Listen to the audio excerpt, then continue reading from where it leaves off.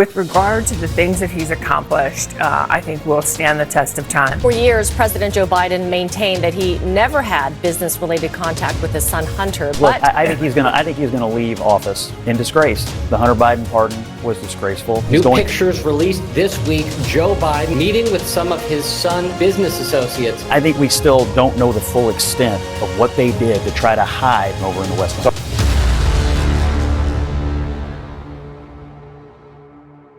Welcome back to the DeBoer Darkin Show. In this video today, we're catching up with stories that have been flying under the radar. One of those being Joe Biden caught with Hunter Biden's Chinese business partners in a photo, which only proves what we've always known along, that they are corrupt.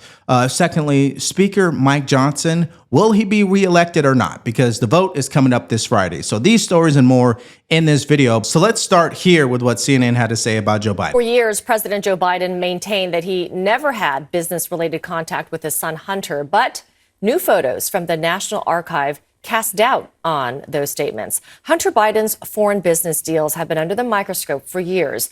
While he was never accused of corruption, federal prosecutors charged him with tax crimes. CNN's Marshall Cohen has more on the revealing lawsuit and the Biden family's response. New pictures released this week of Joe Biden when he was vice president, meeting with some of his son Hunter Biden's business associates in China. These images released by the National Archives after a lawsuit from a right-wing pro-Trump legal organization. And the photos show what we've known for a while, but we've never seen, that there was at least one photo op between Vice President Joe Biden in 2013 during an official visit to China, where he met some of Hunter Biden's business partners from the private equity firm BHR Partners. You can see the pictures of Hunter Biden introducing his father to these Chinese business executives, and they all posed, all smiles, for this photo op. Now, there's only two conclusions about this entire story. Number one, what Hunter Biden was doing was selling the idea that they would be able to gain influence because his father was the vice president who went on to be the president of the United States.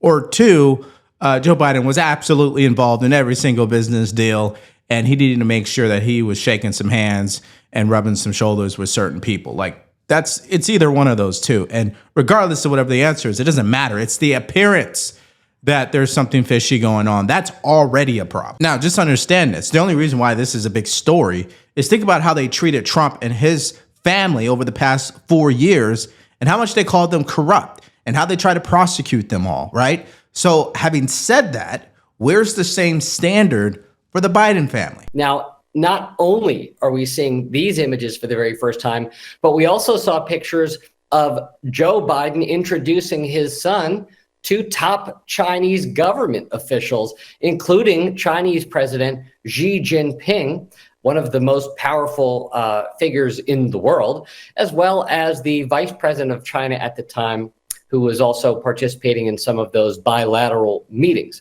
So this is important because these pictures of Joe meeting some of his son's business partners undercuts the unequivocal denials that President Biden has previously offered, where he said that there was never any contact between him and his son's business affairs. All right, so let's just take a moment here. If you guys are getting value from this video, please like, share, and subscribe to our channel. If you want to support us further, go to the link in the description below.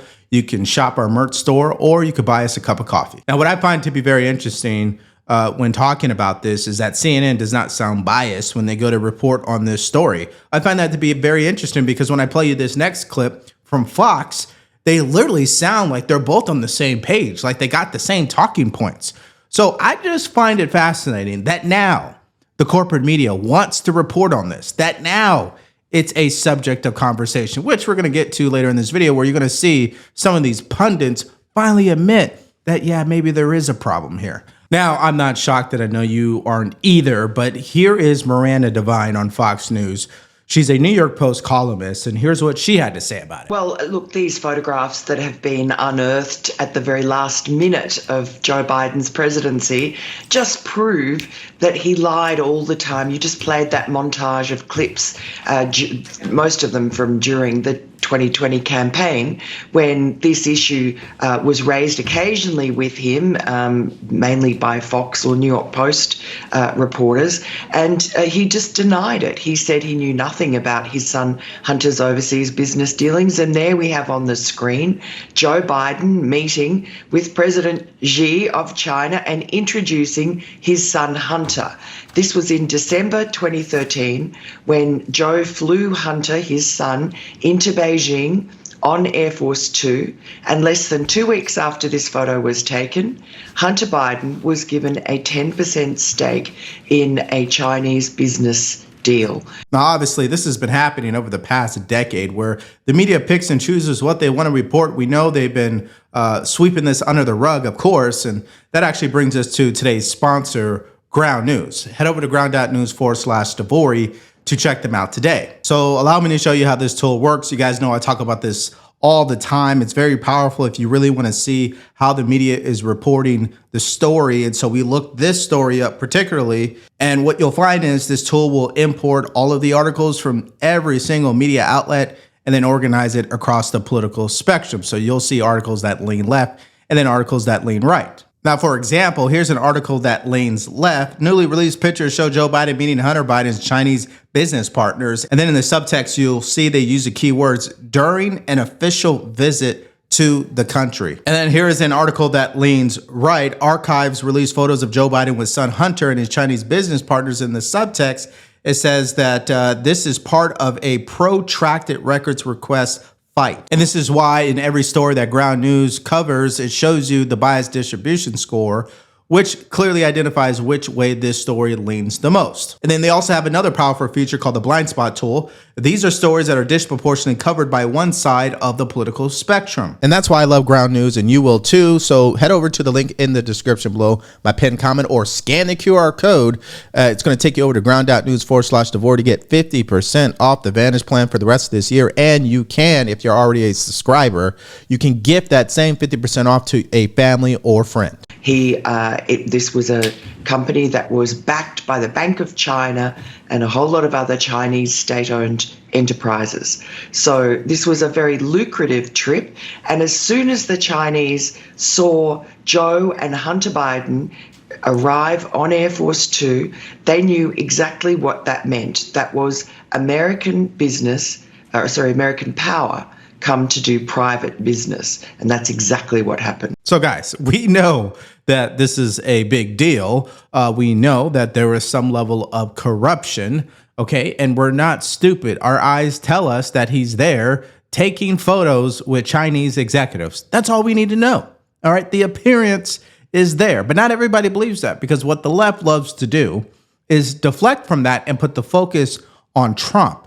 And here is an example of that. Watch. I think Biden should not talk about money at all. I think the Biden families got away with murder in the sense that, metaphorically, in the sense that they've really escaped a lot of close scrutiny over their foreign business deals, Hunter Biden, Jim Biden, et cetera.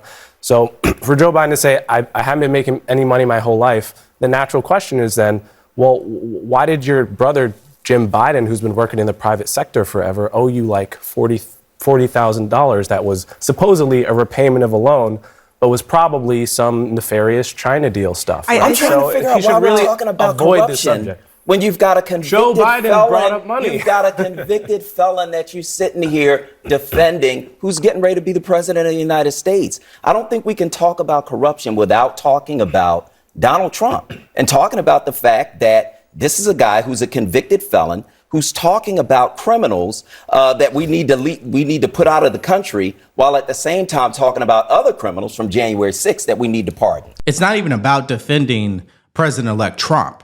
It's about setting the same standard for everyone involved here, right? You guys have this ultra high standard for Trump. Anything that he does is corruption. But when Joe Biden does something that's clearly corruption, you guys are crickets. So that's why you guys continue to lose elections. That's why you're continuing to be out of touch. And that's why you guys will continue to lose, because you don't want to call balls and strikes. You want to look at people like a Trump, who clearly is a DC outsider, no question, who isn't going to back down. And you want to put it all on him, but you guys don't want to look in the mirror and take any level of responsibility. And by all means, keep doing that. That would be great. And I actually think that's more likely to happen because watch Abby Phillips' reaction to what was said by Coleman. Here she is going into peak delusion about Joe Biden being corrupt. Check this out. Look, Coleman, I hear what you're saying, and I've told this to Scott too. All of that you're saying is very speculative. I am still waiting. Speculative? After 4 years of Donald Trump. Did money not change hands?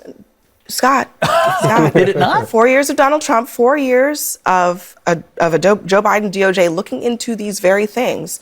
I'm still waiting to see. Well, he can't be charged. He's the proof, president. right? I'm Joe still Biden waiting. can't be But I'm charged. I'm not talking about charges. I'm still waiting to see the proof of Joe Biden enriching himself.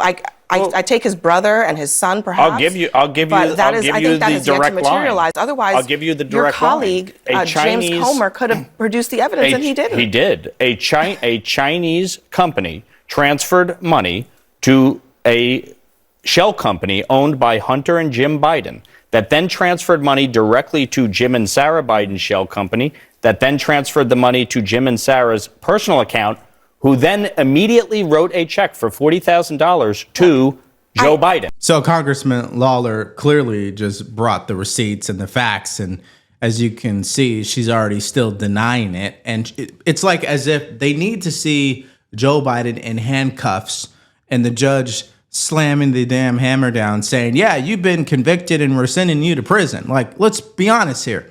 You absolutely think that they're going to truly investigate the president of the United States, someone like Joe Biden, who's served 50 years in the government? No, they're not. He's part of the establishment. That's never going to happen. And even if they had concrete evidence, which they do, that still doesn't mean that he is going to be indicted. And by the way, why do you think he's trying to issue preemptive pardons? Why is that a thing? Right? I mean, come on, let's not be naive here. And that's why the corporate media is in trouble, because they think me and you are stupid or something. So to say that there was no evidence, To say there was no evidence is not true. It's not true. What I'm saying is that Trump was president for 4 years. He wanted to charge Joe Biden. Why did the charges not come? And I think that still remains an open question. If there is something illegal happening here, there should be charges on the basis of what you're saying, and there have not been. He just pardoned Hunter that is for an 11-year yeah. time He pardoned Hunter Biden. An 11-year time He period. just wiped the slate. Hang on, guys. Jim will be next, by the way. We're waiting for the charges, and when the charges come, we'll have a conversation about that. I promise you that. Yeah, guys, this is why it's tough watching the news, because in my heart of hearts, I truly believe Abby Phillip is a smart, intelligent woman who's accomplished and really knows her stuff. But when she makes a comment like that, like, well, when I see the charges, then I will believe, like, she acts like she hasn't seen corruption ever in her life. Of course, Joe Biden is corrupt. They're all corrupt. I mean, can you at least meet us halfway on that? Right? But probably not. And again, that's why nobody really watches that show, to be honest with you. But let's move to this, right? Because we already know Joe Biden is clearly corrupt. So the question is, what's going on with his legacy? What will his legacy be? Well, the left has their version of Joe Biden's legacy. Let's listen to that really quickly. Look, it is going to be really just days from now that Joe Biden will no longer be president.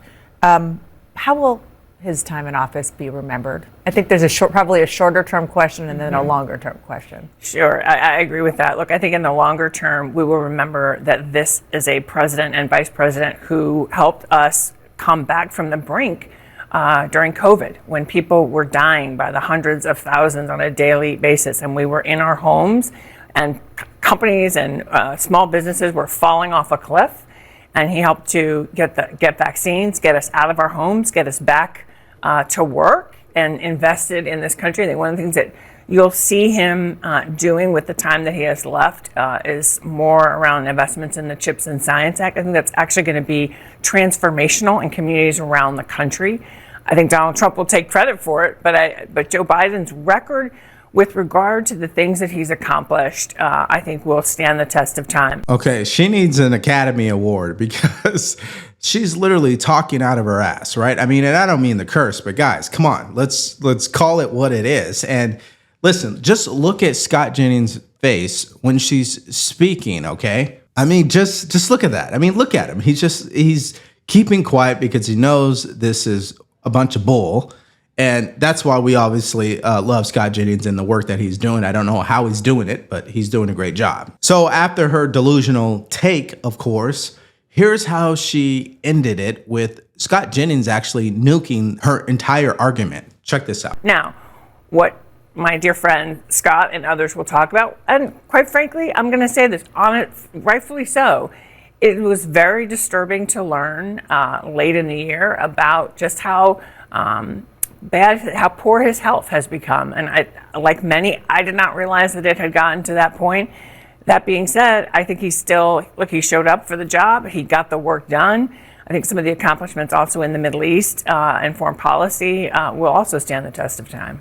You think the Middle East is in better shape today than when he took office?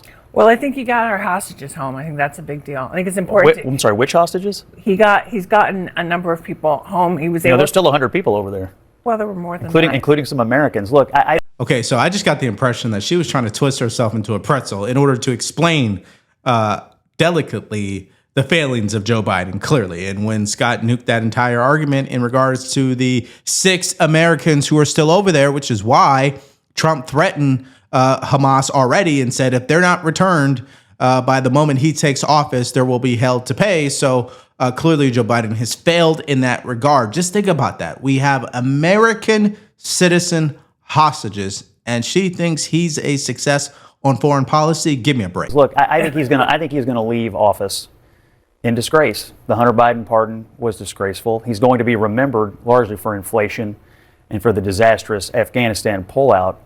And I think as we continue to, we're just getting the first draft of this now, but as we continue to learn about the massive cover-up that went on, not about his health, but about his mental acuity, to cover that up, the efforts that were undertaken by the White House staff, by his family, not in the last couple of months, but for all 4 years, I think it's going to be a really ugly chapter. It's a diminished presidency because of it.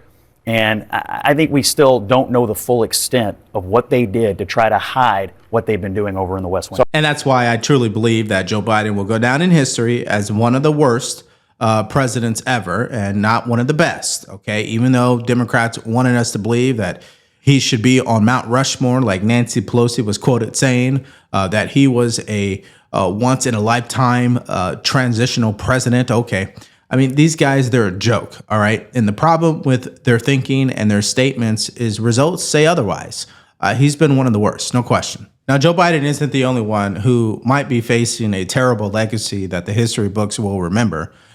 You also have Speaker Mike Johnson. He served under probably the worst performing Congress in history, no question. So the point here is, will he be reelected as Speaker of the House? Now, it's my opinion he won't.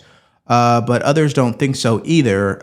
Let's hear ABC talk about this story. What's going to happen with the speaker's race? Because Mike Johnson's hard, at least from my vantage point, to see how he gets reelected Speaker of the House. Yeah, let me get out my crystal ball, which I had one. Look, we wrote this in Playbook yesterday. Donald Trump is letting Mike Johnson twist in the wind right now. He has talked about everything from purchasing Greenland to, making Canada the 51st state of the United States.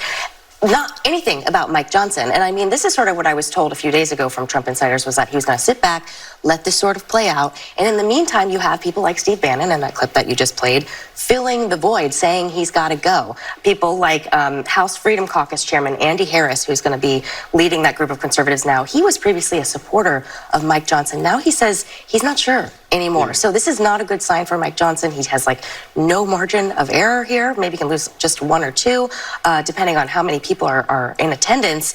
He's going to need Donald Trump to lean in, and right now Trump is not doing that. So I will say one more thing. I wouldn't be shocked if we see Mike Johnson down at Mar-a-Lago before Friday.